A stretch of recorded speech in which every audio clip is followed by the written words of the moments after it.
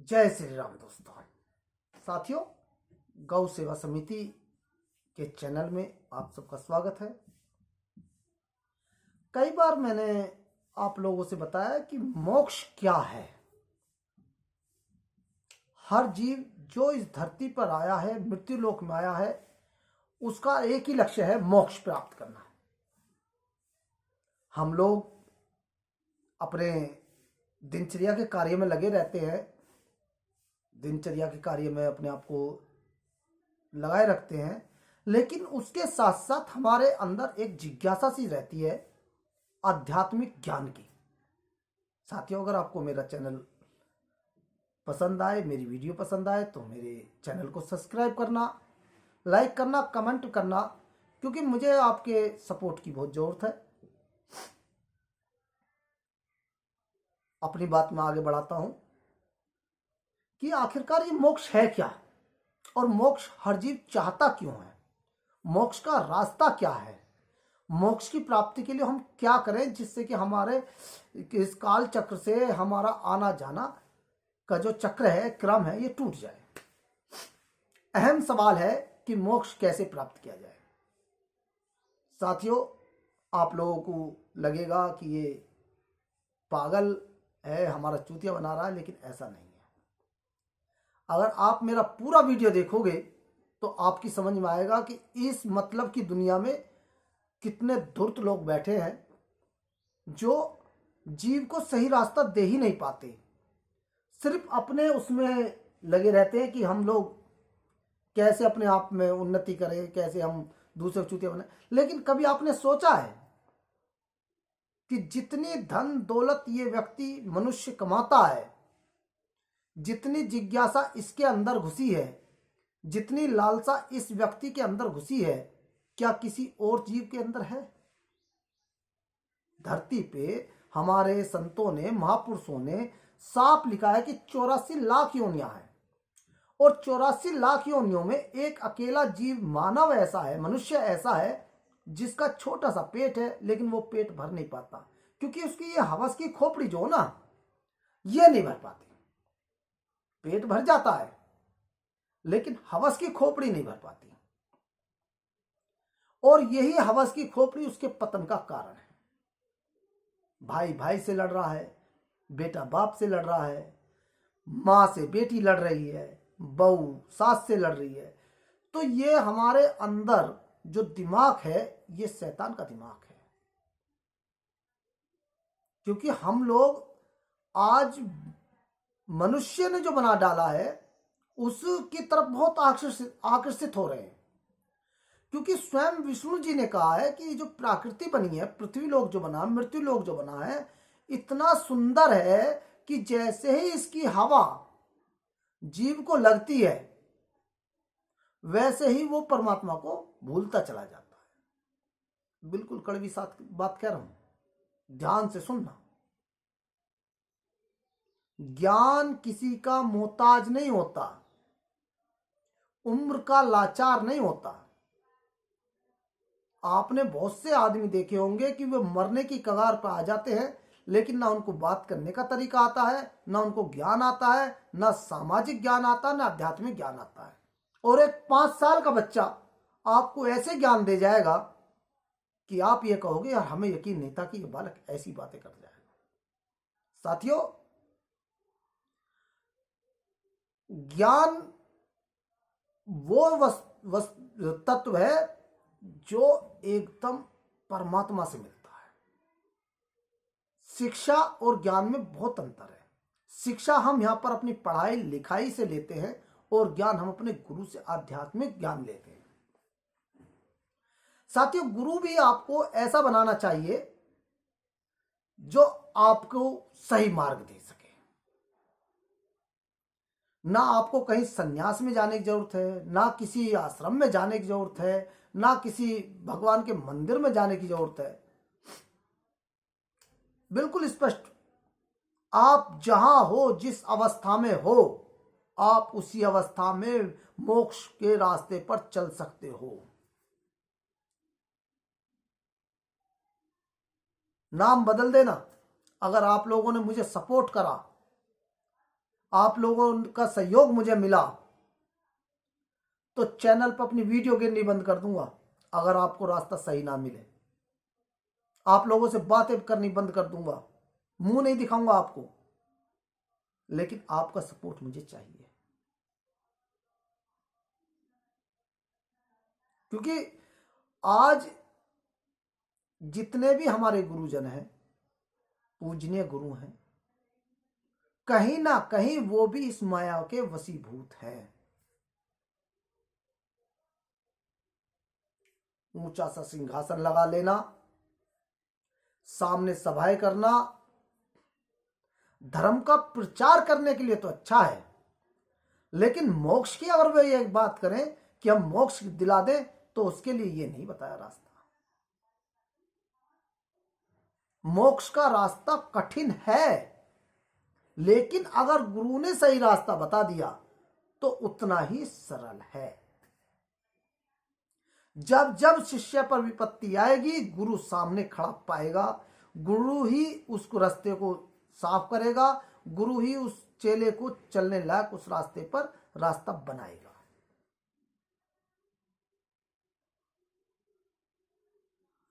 आप मेरी एक बात बताना और कमेंट में उसका जवाब जरूर देना। मैं आपसे उम्मीद करता हूं कि आप मेरे कमेंट में उसका जवाब देंगे। जितने भी जब से सृष्टि बनी है, सतयुग से कलयुग तक, क्या आपने किसी साधु को, तपस्वी को गांव में, शहर में घूमते हुए पाया है? तपस्वी में और साधु में बड़ा अंतर है। साधु पहले वस्त्र धारण करना, अपने आप का एक चोला अलग बना लेना और दर दर भिक्षा मांगना, गाड़ियों में घूमना, ये साधुओं का काम है। जो साधु गाड़ी में आ गया वो माया से वंचित कहां है? मेरी ये लड़ाई है। तपस्वी तपस्या में कभी किसी मंदिर में नहीं जाता, कभी किसी तीर्थ पे नहीं जाता, वो तपस्या करता, तपता है। ये है मोक्ष का रास्ता। अगर आपको भी मोक्ष पाना है तो उस योग को जानना पड़ेगा। योग ही एक ऐसा रास्ता है जो जीव को, आत्मा को परमात्मा से मिला सकता है।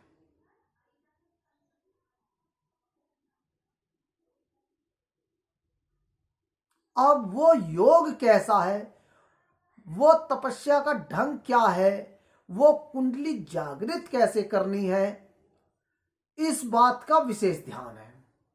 अगर आप लोगों का मुझे सपोर्ट मिलता रहा, आप लोगों ने मेरे चैनल को सब्सक्राइब करते रहे, तो मैं दावे के साथ कहता हूं कि आपको मैं कुंडली जगानी भी बताऊंगा, आपको मैं मुद्राएं भी बताऊंगा, आपको मैं योग की साधना कैसे करनी है, योग की मुद्रा क्या है, कुंडली क्या है, जागृत क्या है, और एक गृहस्थी में रहते हुए अपने कर्म को करते हुए भी अगर आपने 10 मिनट 20 मिनट भी आपने दी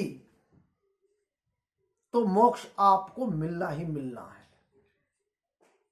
क्योंकि कलयुग एक ऐसा युग है कि जब आदमी 10-10 हजार वर्ष तक भी तपस्या करने पर भगवान को मोक्ष नहीं प्राप्त कर सकता, वो कलयुग में 10 मिनट की अपनी तपस्या से मोक्ष प्राप्त कर जाता है।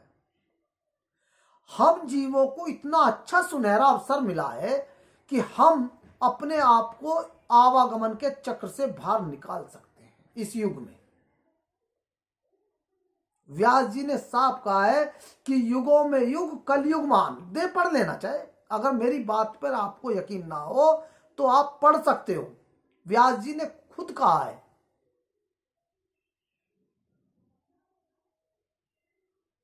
साथियों, कहते हैं कि भगवान दिखाई नहीं देता, कहते हैं कि भगवान है कहां, बहुत लोगों के मन में भी आता है। लेकिन मैं आपको आज एक बात बताता हूं कि भगवान इन आंखों से दिखाई नहीं देता है, भगवान को महसूस किया जाता है। जिस प्रकार कभी हमने प्रकाश को नहीं देखा, प्रकाश सिर्फ हमें महसूस होता कि उजाला हो गया। हवा को बहते हुए हमने नहीं देखा, लेकिन जब हमारे शरीर से वो शीतल वायु टकराती है तो हमें पता चल जाता कि ठंडी हवा चल रही है।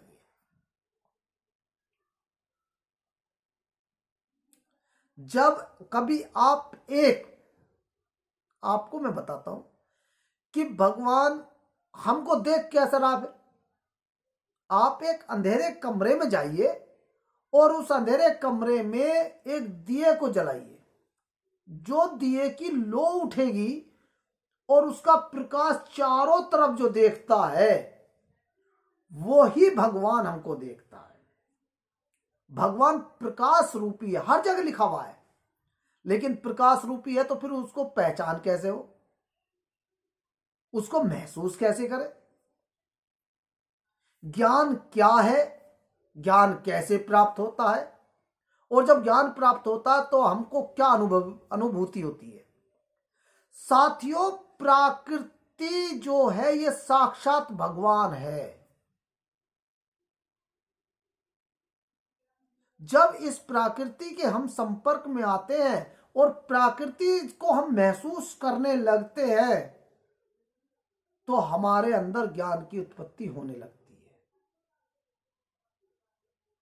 जितनी भी प्रकृति है, अगर हमने प्रकृति को समझना शुरू कर दिया, प्रकृति को अपना मानना शुरू कर दिया, प्रकृति से हमने बात करनी शुरू कर दी।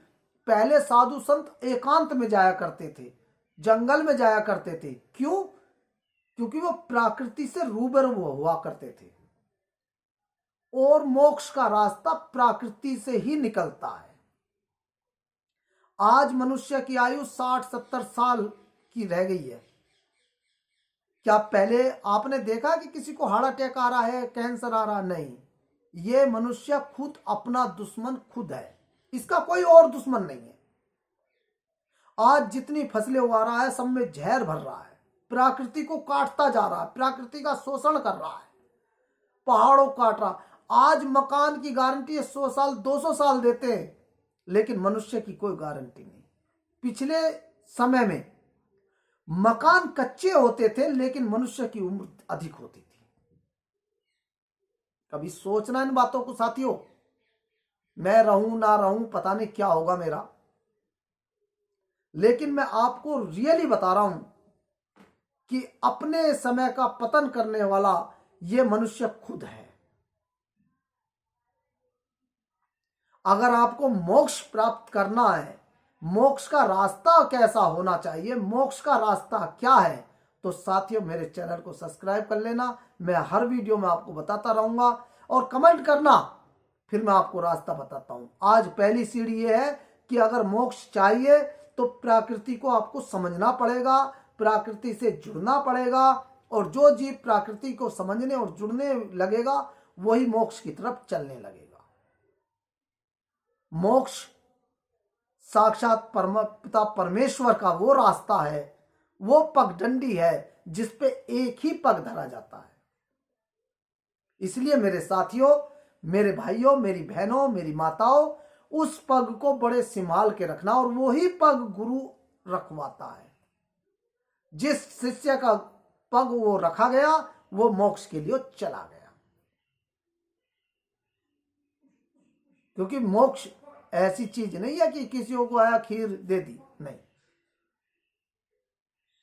हमारा ओरा इतना तेज हो जाता है कि ये हमारी बुराइयां सब दूर रह जाती हैं। ये मोह माया सब व्यर्थ है। जिस पैसे को पूरी जिंदगी हम कमाते हैं, जिस धन दौलत के लिए हम पीछे भगे फिर रहे हैं, वही धन दौलत हम बीमारी में अपने डॉक्टरों को दे देते हैं। खाली हाथ आए थे, खाली हाथ जाना है, लेकिन धर्म तुम्हारे साथ जाएगा, याद रखना। कर्म का लेखा जोखा आपके साथ जाएगा। तो आप घाटे में भी नहीं हो कि हम खाली हाथ आए खाली हाथ गए थे, नहीं। लेकिन उस धर्म को कमा तो लो, उस कर्म को बना तो लो साथियों, ताकि यमराज के दरबार में जब हम खड़े हों तो हमारा भी सिर थोड़ा ऊंचा रहना चाहिए कि हमने भी कुछ करा। जो वचन हम परमात्मा को देकर इस धरती पर आए, इस मृत्युलोक में आए, उसका तो कुछ स्मरण करो। तो साथियों, आज की वीडियो मैं यहीं पर ही रोकता हूं। अगली वीडियो में फिर मिलूंगा एक नए विचार के साथ, और उम्मीद करता हूं कि आप मेरा सहयोग करेंगे, मुझे लाइक, कमेंट और मेरे चैनल को सब्सक्राइब करेंगे, क्योंकि मुझे आपके सपोर्ट की जरूरत है, ताकि मैं आपसे जुड़ा रहूं और ये नई नई बातें बताता रहूं। जय श्री राम, जय गौ माता, जय सनातन।